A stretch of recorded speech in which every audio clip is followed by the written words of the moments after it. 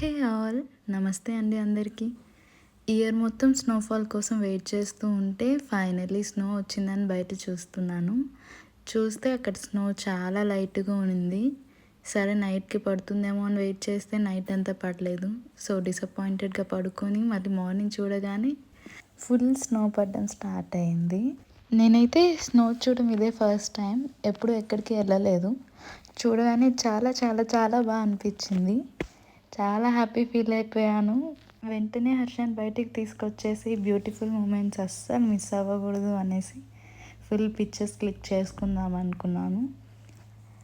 కానీ ఎప్పటి నుంచో నాకు ఒక ఫ్యాంటసీ ఉండేది, ఖచ్చితంగా శారీ కట్టుకొని, అది కూడా బ్లాక్ శారీ కట్టుకొని రీల్ చేయాలి, సాంగ్ చేయాలి అనేసి చాలా చాలా కోరిక ఉండేది.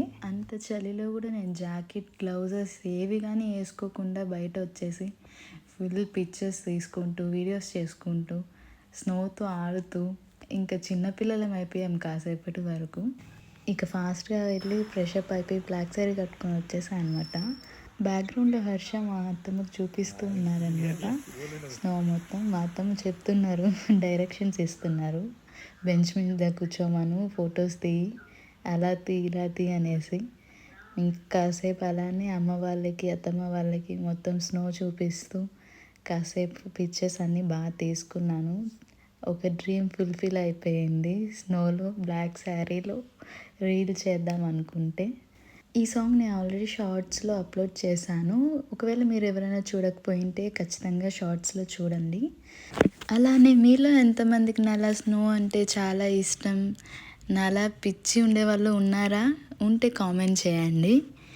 అండ్ ఈ స్నోఫాల్ మాత్రం నా లైఫ్లో ఫస్ట్ టైం ఎక్స్పీరియన్సింగ్ కాబట్టి అస్సలు మర్చిపోలేను.